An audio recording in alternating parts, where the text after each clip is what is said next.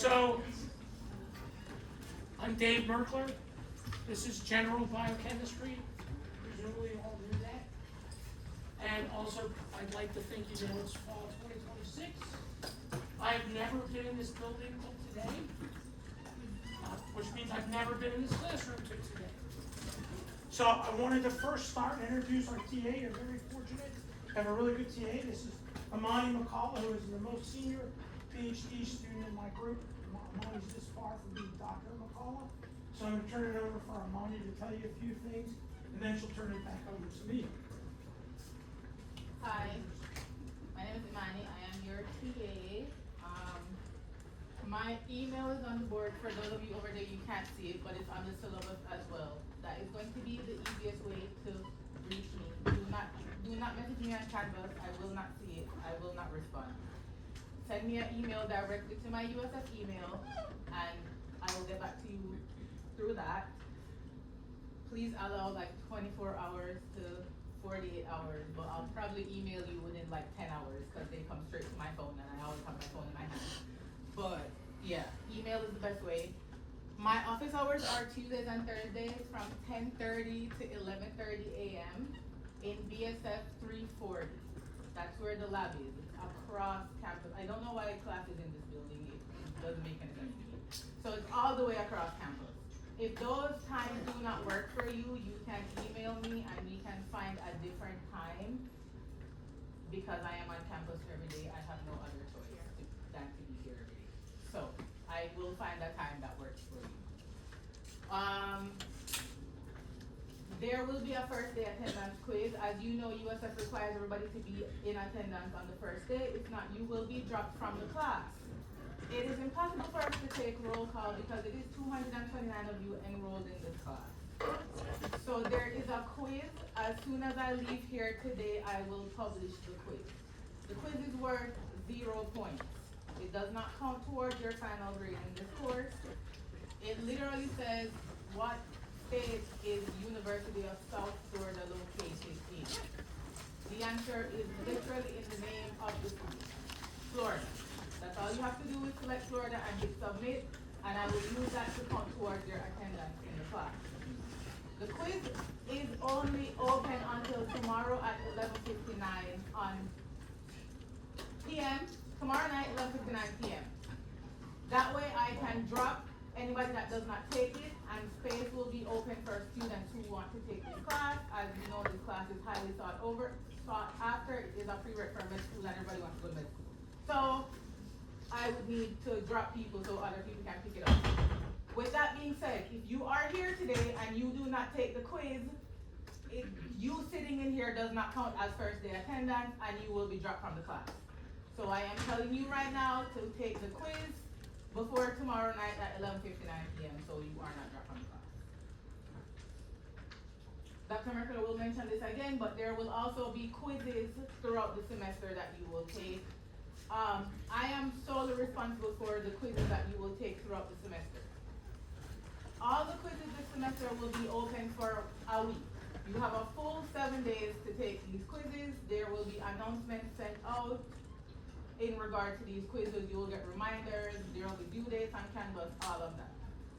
Because these quizzes are open for a week, there are no wiggle room with these quizzes. There is no legitimate excuse for not taking the quiz. There are no extensions other than you were in the hospital the entire week the quiz was open. So bear that in mind as the semester progresses. Another thing which I should have said earlier, I said I will try to make myself available for having office hours or meeting with you or helping you with questions. That is literally my job, that is what they pay me for. However, just like you are, I am also a student and I also have a life and responsibilities. So please understand that I will try to help you as much as I can, but within reason. I think that is it. So if I can interject, because I'll say the same thing, what Amani means is with 229 students, there's only 168 hours in a week, so we can't have an hour, right? No matter what we do, if we pick time for office hours, it's going to be inconvenient for someone. So what Amani and I mean is if you show up to BSF 340 or my office, which is in the syllabus, BSF 307, if you just show up, well, naturally that one doesn't work. That one doesn't work either. I had one that was working. I said I pay for the football stadium. There's no pay. That one doesn't work either. That's great. Yeah, I had one that was working. Oh, here. Here. I spent more time this morning looking for pens that work. I'm gonna stop at Walmart and buy a pen. There we go. So my office is BSF 307. So if you show up unannounced and say, oh, I can't do, can you help me do number 7 or something like that? I will do my best to accommodate you, but if you haven't sent me an email and said, can I come Tuesday at 1 o'clock or something, I can't promise. Because we have all sorts of other things we have to do. And we both take it seriously. I mean, we are here to help you, we are here to teach. It's just, we have other things we have. So that's what we do. And also recall, if you make an appointment and this happens, and you don't show up, you start to lose your credibility if you do it the second time, third time, or fourth time. So with that, you want to second? You're gonna stay? Okay. Sorry. Okay. So with that, I'm going to go over a few things. Hopefully this will help. Number one, and Amani's been my TA for many years. She's been a student forever, but for a long time. We're amazed at the amount of stuff that's been put on Canvas and no one checks it out. 1 or 2 years ago, I put one of the questions from the exam worked out on Canvas. Almost the class got it wrong, which meant nobody even noticed. So please go and look. There's all sorts of materials. There's Amani set it up. It might be a little more user friendly. There's files. There's lots of stuff. Yes, that's something I forgot to say. In Canvas.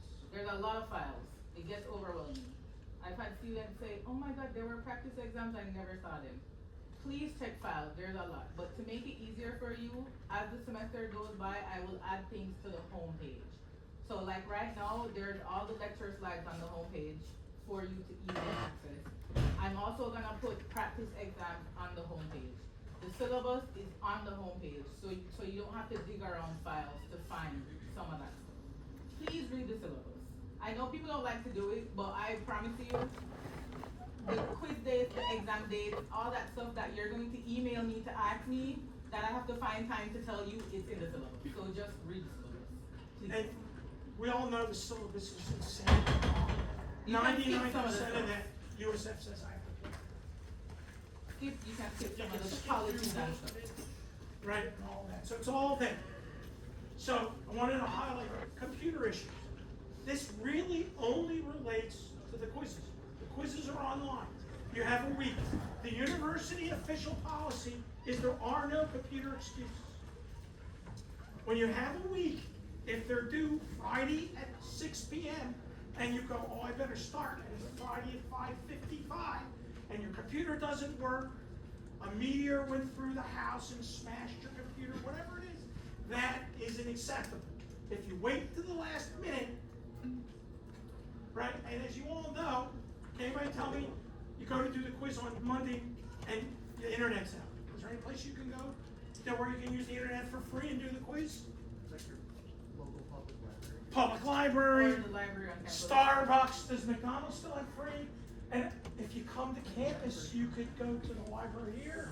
You can use you can sit down where the candy machines and BSF, there's all sorts of places where you have free internet.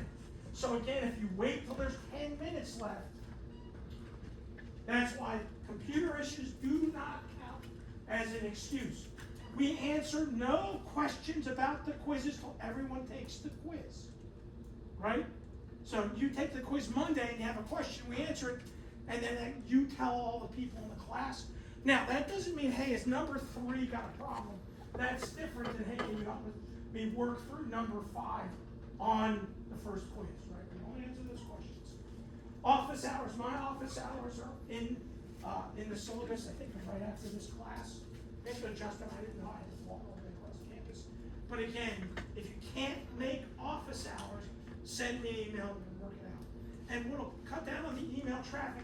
Hey, can I come Tuesday at 1 o'clock? Thursday at 1 o'clock. I don't like doing virtual office hours because if you have a problem with a calculation, I struggle with helping you with it, but if that's it, if that's the only way you're doing it, we'll muddle through somehow. Talk about the quizzes, you already heard. The classes, the exams are in class. They're not in here, thank goodness. We have 2 rooms for the exams, and some of you will show up here for the exams. I don't know what we're going to do about that, but we have ISA 1051 and ISA 1061, which clearly, if any of you have been there, even though the numbers are, they're right next to each other. And we will figure out so the class gets roughly divided, half of you in one, half of you in the other. The Friday recitation sessions are in ISA 1061. And if all of you show up and we need to use both rooms, we'll figure it out. It's never happened yet. So our Fridays are in ISA 1061. I do not take roll. You are all old enough to be drafted and shot at for political reasons, which means I treat you as an adult. If you don't want to come, don't come. It generally beats up your grade, but that's your choice. I don't even care to come and take the finals. If you want to pay for an F, that's your business, not mine or Amani's. Generally, and Amani, I'll tell you the truth, students that regularly come to class do better. I'm not going to lie, that doesn't make me popular. Have I had students on show up and take the exams and get an A? Yes, but it's rare. Usually the people that don't come regularly, it suffers on their grade, all right? Also, I get this complaint all the time, you're the first person that doesn't drop any grades. There is no dropping. Some of you want to take one of these, what, VCAT, MCATs, what are the cats? Do you get to drop those if you do bad? No, you get to pay for it again. So, there's no dropping. Also, when's the worst time for you to tell Amani and I you didn't understand something? The day before the exam? No, that's not as bad, but you're getting close. The day after the exam. Because at that point, you've screwed something up. We're here to help. They pay us whether you come to office hours or class or not. Make us earn our pay and help you learn the material. It's the worst time for all of those of us to figure out there's something you didn't understand is after the exams. I mean, you don't want to sit down. You're just afraid to squeeze in. You can interrupt me anytime when there's a question. Make up exams and approved excuses. Now, this is a USF policy. If you miss a class because you have a medical issue, you have to give me a note from an on-campus doctor. If you go to the medical thing on campus, it actually says on the letter, this doesn't count as an excuse. You mean off-campus stuff? Yeah, you have to go to an off-campus doctor. If you go to the medical center and you get a form, it says right on the form, this is not valid for an excuse. I didn't make that rule when I've been here since 1999. When I first came, if you went to student health, that letter would count. Why do you think they don't let that count anymore? Why did they change that rule? I suspect a whole bunch of people walked in the day of the exam going, oh, I got a migraine, like any doctor can tell you that. And then you would get out of the exam. So I think the university took the attitude, if you have to go off campus to see your doctor, probably use your insurance, or pay some money, that's going to lower the number of people that suddenly have migraines. Now, if you do, I do need a doctor's note. Your name. So somebody can say, well, Sammy's your nephew. I need a doctor. Then the note has to say that why you couldn't take the exam. I'll give you an example. Student didn't take the exam. Shows up the next week and goes, I didn't take the exam, as if somehow I wouldn't know that. And then here's the doctor's note. The doctor note said Sam was playing basketball, was hitting the face with the basketball, and is cleared for all normal activities. let me say this again, cleared for all normal activities. So I said, why didn't you take the exam? He goes, I have a doctor's note. So, because I'm not a jerk, I figured if you got hit in the face with a basketball, you probably want to study it. But, you know, make sure the note clearly states why you couldn't take the exam. Now, yes? And like, would you prefer like a physical note or like the doctor? Oh, yeah, it's electronic, is fine. And you can just send it to Amani or I, we don't share it. You know, if Amani gets it, just say, hey, Dave, I got it, you know, approved excuse for your name? Costelli. Christelle, so fine. Now, Amani and I are not here to mess up your future. What do I mean? Some of you may have upcoming interviews for professions. And just by unfortunate luck, that's one of the exam days. You should know that. If you come up and say, look, I got an interview at Temple Medical School, it's on the same day as exam 2, as long as you can show that to me, I'm sure you can take the makeup. We're not here to get in the way of your future. Now, I also am aware, so it's happened to a student working in my group, who's an undergraduate, went to Temple Medical School, and literally got an invitation on a Wednesday and had to be in Philadelphia Friday. So if that were to happen to you, you're going to worry about running over to see me and giving me, you know, proof that you missed the exam. Of course not.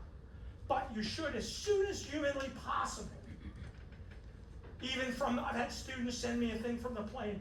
I'm on the way to Philadelphia. I go, that way I'll let you take the makeup. You get that, right? Right? Good. I'm not as understanding if I hear after the exam. Now, with a number of students, and I've been teaching this for a long time, think there's any chance people have had car trouble on the way to the exam? Mm-hmm. Yeah. You really think it can't happen? If this happens to you, send me, hey, I got a flat tire, my car broke down, and with a phone you can take a picture with the date on it. Right? So all those things. Finally, you all have lives, families. Oh my God, my favorite cousin is getting married. I'm in the wedding party and already bought a ticket to go to the wedding in Acapulco and it's on exam 2. Did I tell you to buy another ticket? Come and show me. I'll say, fine, take the makeup exam. Again, I'm not here to make your life difficult. If you know you're at a wedding party in October, you should already know. Let me know and you can take the makeup. Now, the makeup exam is comprehensive.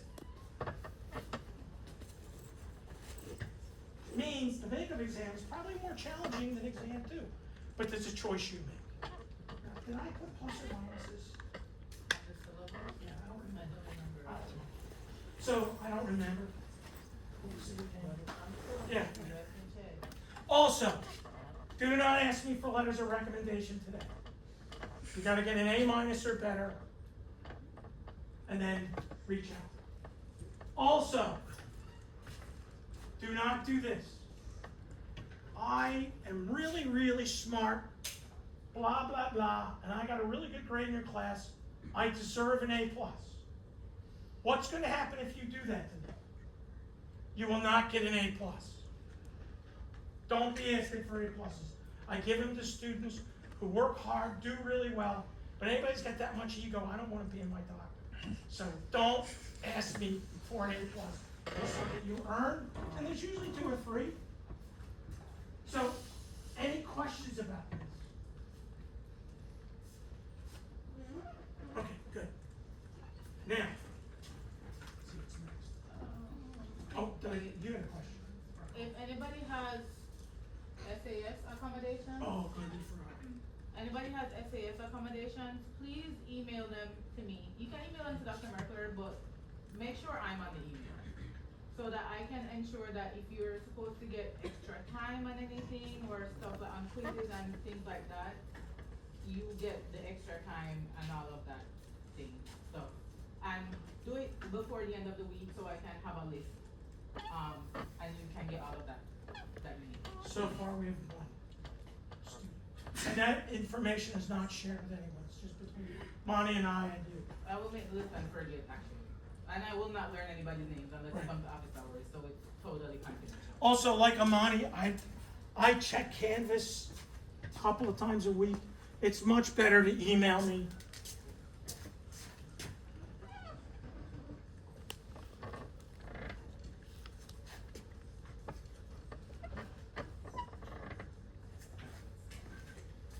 Also, if you call,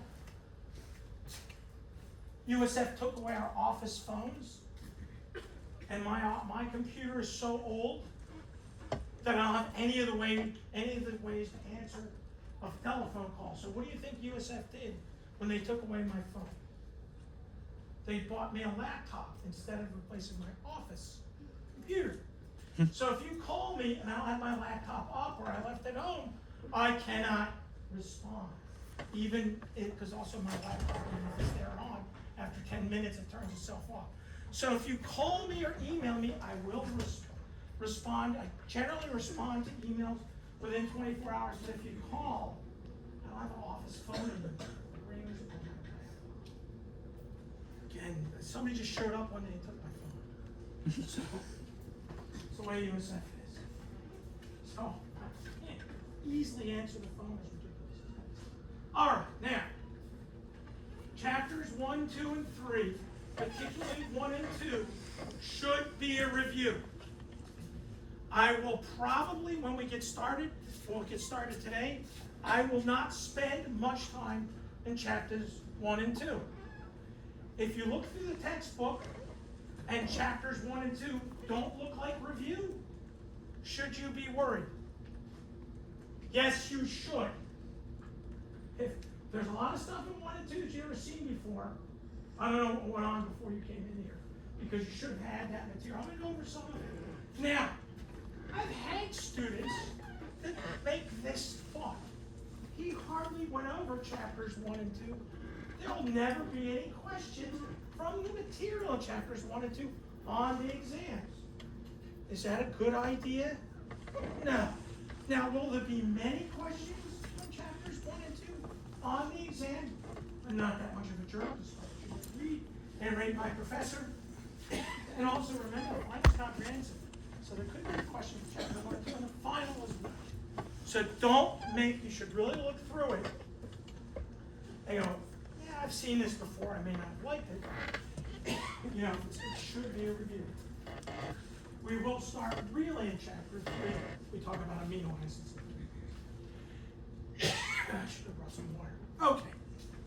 Now, this is so you understand that this course is challenging. Did anybody come in here thinking this was a piece of cake because I'm a chemistry major and bio means easy? A lot of chemistry majors make that assumption and then they're shocked at their grade because they think bio is easy. So here's the first indication this isn't so easy. There's 20 common amino acids. In Canvas, I put a file called Amino Acid Help that lists all 20 of the common amino acids. It's on the home page. I made sure it's on the home page. For these 20 common amino acids, you need to know the structure, the names. So 20 plus 20 is 40. You need to know the 3-letter abbreviation, the single-letter abbreviation, so up to 80 things.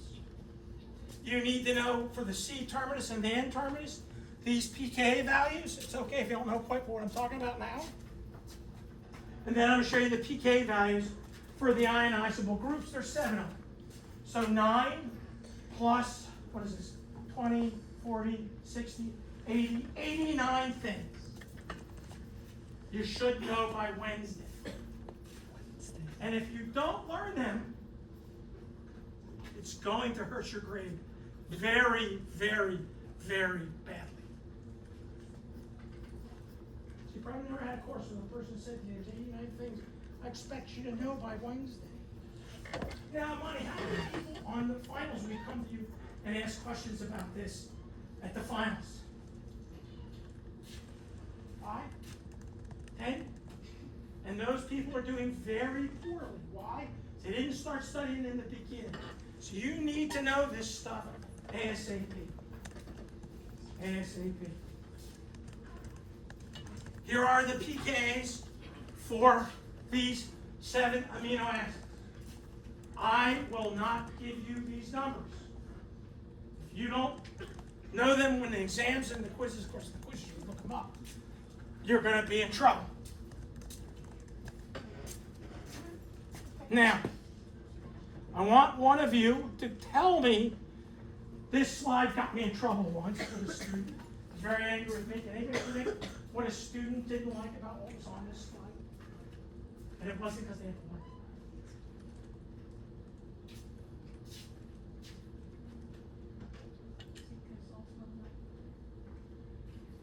That's actually a good question, but that's not why. We'll get into why they're not there. So somebody looked up the R group, the ionizable group for tyrosine. You know, like what I'm talking about. You will by next Monday at the latest. And they said in some other textbook the number wasn't 10.07. I don't have a clue what the number was. It was close. So then the student said, "What are you trying to do? Trick us? Do you think I have ever done an experiment to measure that number? No. Have you ever done an experiment to measure that number? No. So these are experimental measurements. There's a plus or minus. Those are the numbers you need to know. Those are the ones we're going to have. Anything we do on exams or quizzes, this is what these numbers we're going to use because they're in the textbook. So don't come and get mad at me. Oh, I found this source that said it's slightly different.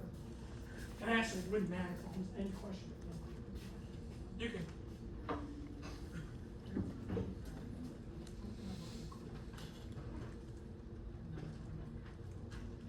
Okay. Yes, sir. For the 20 common amino acids, the reason why the rest is not here is because those are miscommon? No. So we're going to get to that, and that was a good thing, because you're making me do something I should have done already. So I have students all the time say, what's the best way to study for this course? There's a lot of material, whatever. And generally, I don't have a very good answer. I don't know how to tell anybody how to study. If anybody asks how I did it, you'll explode, so you won't want to do it. But this is one of the things that can help. So the 20 common amino acids.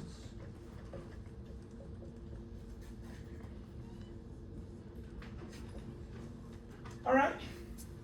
So there's an ionizable amine, there's an ionizable carboxylate, and 7 of these have an ionizable, what we call as an R group. And so the strongest acid here is the carboxylate.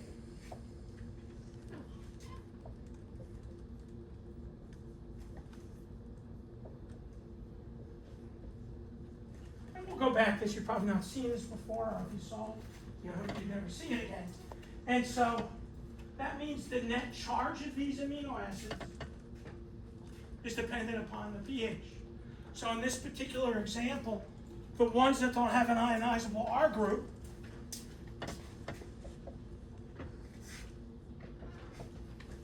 and so the best way to do this is take 20 pieces of paper, 20 note cards, and on the front put the name, the 3-letter abbreviation, and actually there's some examples in the amino acid help.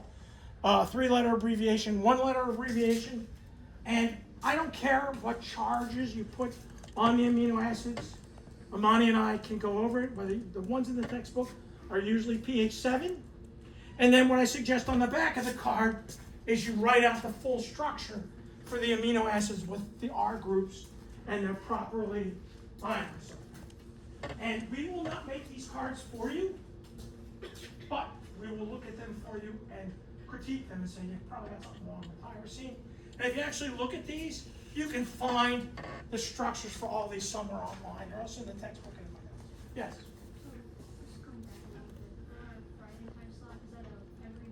So Friday, good question, Shuna. So what Friday, the only time you have to come is for the exam. What I do with Friday is different than my colleagues. I answer questions. I don't come with anything prepared. You can say, hey, I didn't understand something from lecture. Can you go over it again? Here's an old exam. Can you do this one? Here's something I found on the internet.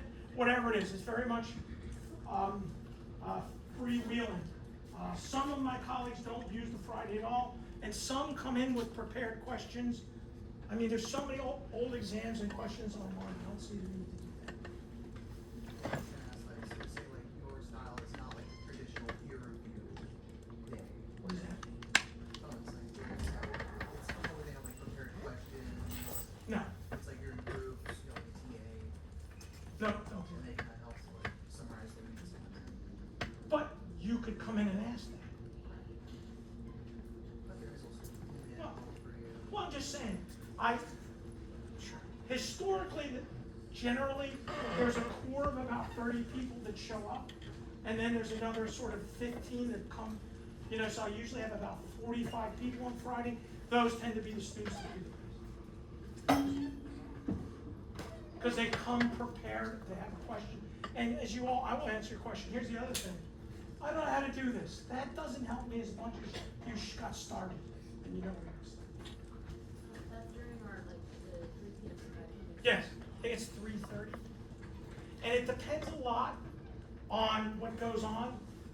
More than once it's gone long. I mean, unless I see my wife, probably the bear's wife, we've been married 4 years. She doesn't see me all that much when we're busy. It's just, but if somebody wanders in, you know, we gotta go. But I don't remember, Amani, usually we can go a little long if we need to. Yeah, well, it depends if there isn't, an oral exam. Yeah, they have a lot of those exams.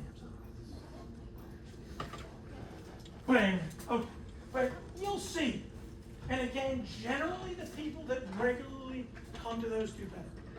And I think it's just a question of studying. Any other questions? I'm gonna leave my. Sure. I'm gonna leave, but I'm gonna send out the announcement with the quiz and all the information so you guys have that. But this part of the class tends to be the hardest part for a lot of people. And if you fall behind in this part, you're gonna be lost for like the first half of the class. There is a website that I use that has all the amino acid structures, so I'm going to add that to the announcement that you guys have it. It has the 3-letter name, the 1-letter name, the all the structures, so it will help you create your flashcards. The only thing is, you see how Dr. Merkler drew it with the charges on there? This website does not have the charges on there. It doesn't have it in like a accurate pH environment, so you would have to figure that out on your own. But I will attach that so you guys have the rest of the stuff you need to memorize. You're welcome.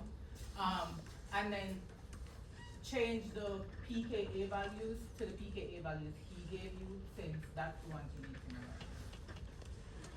Also, I have a list of the column where I have the names, the 1-letter Yeah. and 3-letter. And then that's also all on the homepage. You said the practice questions are in the library? It's in There's a file, and I'm lot. also gonna create a module on the homepage with the more like organized and like most recent, the older one. There's quite a bit of stuff, yes ma'am.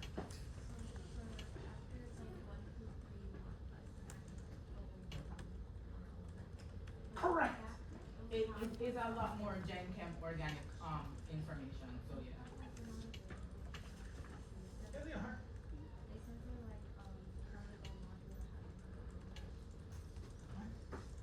I will fix that when I leave. and They if I- should be It there. should be in I file. put 'em up there in So if you July, can't see but I the never- module, you should be able to at least access it from file.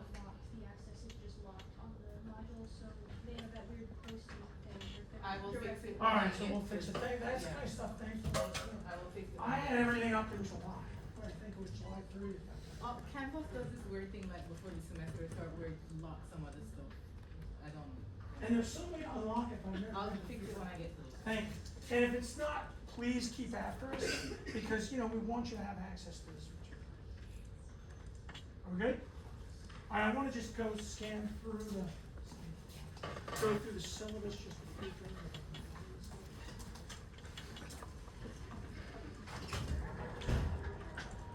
Oh, there we go, syllabus. All right, so. I think this is a PDF. So there's, my office hours are after class.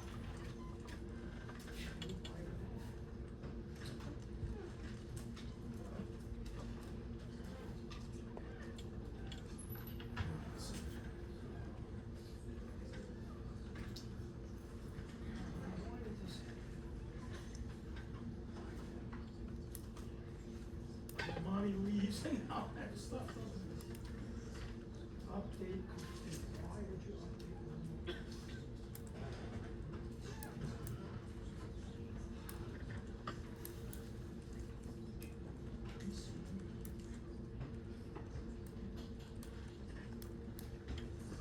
No idea. Let's see if I go back to a PowerPoint. You have no idea, probably didn't have this. See if anything naturally going on in these videos.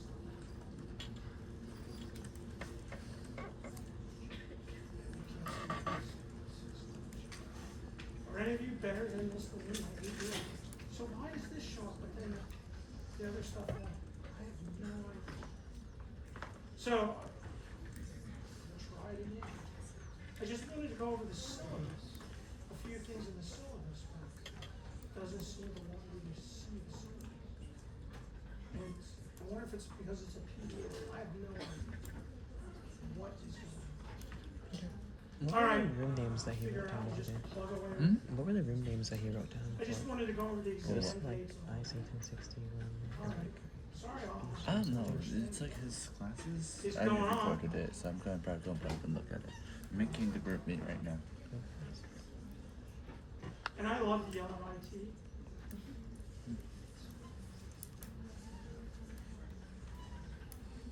So, end of the slideshow. Boy, boy, this is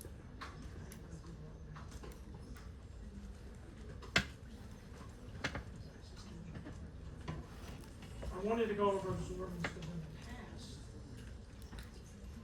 I've learned the hard way that students don't remember absorbance even though they've learned it. Why is this computer?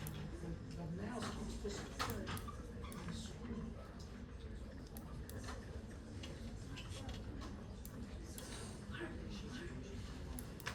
Yeah, this was going on a lot.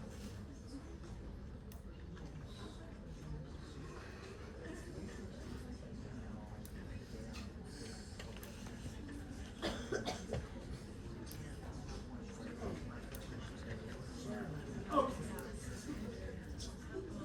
Now, have you learned absorbance in Beer's law? Oh, yeah. You say you have. Mhm. So the first time I taught biochemistry, I put a question on the exam. We got to chapter 6. On enzyme kinetics. And it was this enzyme's catalyzing a reaction. And the absorbance, there's an increase in absorbance to 340 nanometers. Here's the extinction coefficient. They had to do some simple calculation to convert that to moles.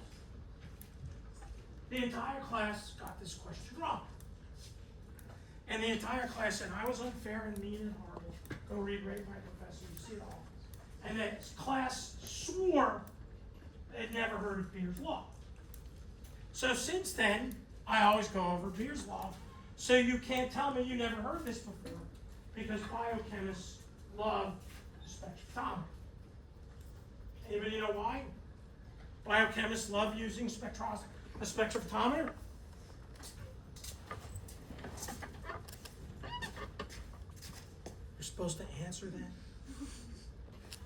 Can you give me some idea of some well-known biomolecules you've heard of?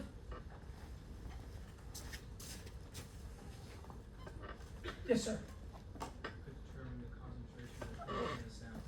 So you can determine the concentration. So that's kind of the second part of the question. But can you name me some famous biomolecules you may have heard of? Never heard of DNA? Never heard of RNA? You ever heard of proteins? They absorb light. That's the lifeblood of biochemistry, these important biomolecules. And so as a consequence, we use a spectrometer all the time because we work with biomolecules that we can measure the concentration and detect them in a spectrophotometer. So here's a spectrophotometer. It's a very simple idea. You have a light source, and believe it or not, a lot of the spectrophotometers, the ones you all will use, the light source is just a white light bulb. Believe it or not. And so what it's showing the light is, it goes through a monochromator to select a particular wavelength, because white light is many different wavelengths of light. So ultimately, there's a selector, you dial in the wavelength you want, and you take a specific wavelength of light, and you set it through your sample. The sample's in this thing called a cuvette. Have you all used a cuvette? Wasn't it exciting? No. So, then it goes into a detector, which gives you a signal. That signal is called absorbance, and from the absorbance, you can calculate the concentration of the material that's in your cuvette. So, one thing you may not have realized, it's a bonus of taking this course, of all the new words you'll know for Scrabble. Right? Just think how many points you get for cuvette. If you play Scrabble, you're all probably saying he's a nerd and I'm more interested in that. But at any rate, you'll still think I'll bring this up because it's one of cool words. All right, so here's Beer's law, right? It describes a relationship between the fraction of the light that comes out of the sample and the concentration of the material in the sample that absorbs that wavelength of light. And of course, that's going to be dependent upon the path length. The longer the cuvette is, the more chance that the light can be absorbed. Makes complete sense. And I love this picture. I don't know where I stole it. You don't think I actually drew that. Because you can see there's light of some intensity, I0, and the light coming out is obviously less. And we can relate the ratio of I1, the intensity coming out, to the intensity going in, to the concentration of the material and the path length of the light. So, the absorbance is actually is a log of the light going in over the light coming out to this equation right here, ECL, where E is the extinction coefficient, whatever that is. C is the concentration of what you want to know. And L is the path length of the cuvette. So, few things. We don't play this game. When I was a student, you could vary the path length.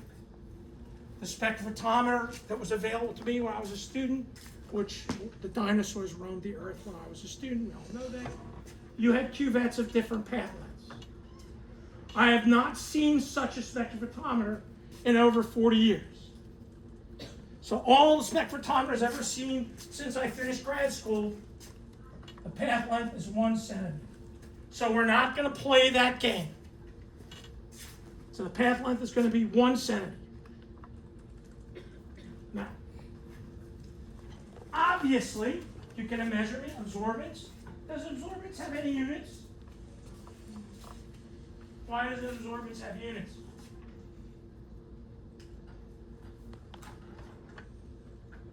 Because whatever the units is of I divides out. How many things in science that have no units are valuable to you? Specific gravity and absorbance. So why do I bring this up? I'll say this many times.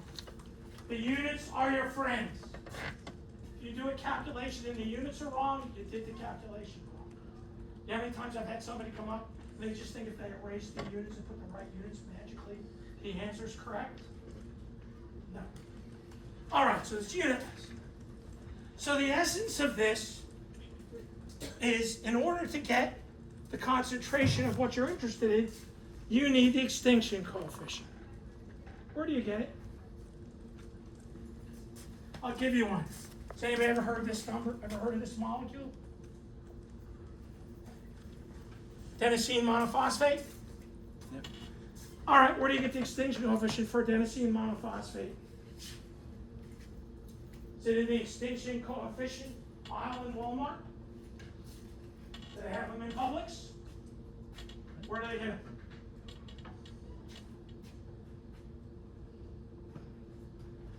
God, wouldn't it be nice if you had this little handheld device that you could go ask questions? You ever seen this thing? So you could go onto the internet and say, what is the extinction coefficient of A and B? Might that work? Yeah. Might it fail? Yeah. Find the extinction coefficient, ask the monitor. Find the extinction coefficient can be a pain. Because after about 1920, you can't publish a paper that says this is the extinction coefficient. The science is far more sophisticated. So, if you need an extinction coefficient and you can't get one, tell me what experiment you're going to do. And if you find one online, somebody did an experiment to determine that extinction coefficient, and you know how it works. It's people about your age working in a lab with somebody my age, and then I take credit for all your work. That's how it is. So you need an extinction coefficient. Tell me what experiment you're going to do. Tell me what you're going to do. I know it's terrible. I'm making you think. At least it's not even morning yet. Tell me the experiment you're going to do. Yes, sir. Like a concentration curve, I think it's called. There we go. Absorbance versus concentration. There's the experiment you would be doing. What wavelength would you use?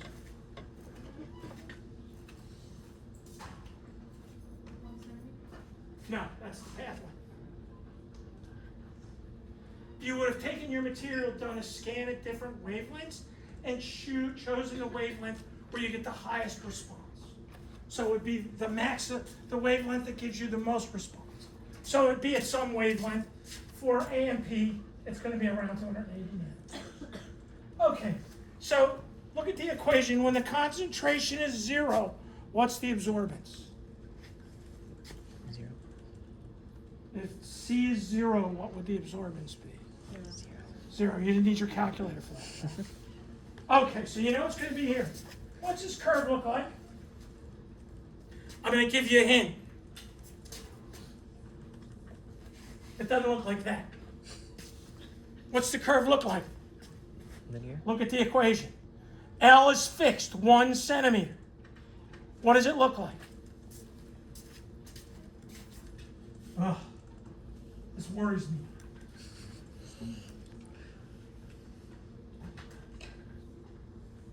If you double the concentration, what's going to happen to the absorbance?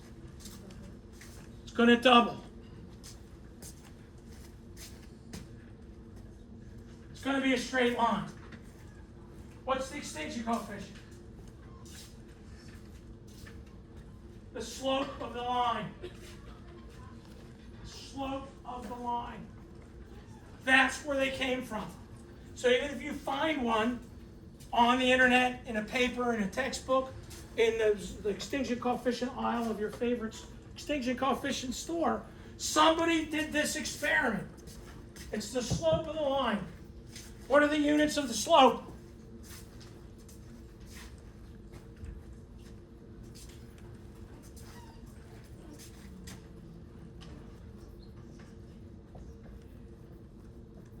Units you're all frequently familiar with.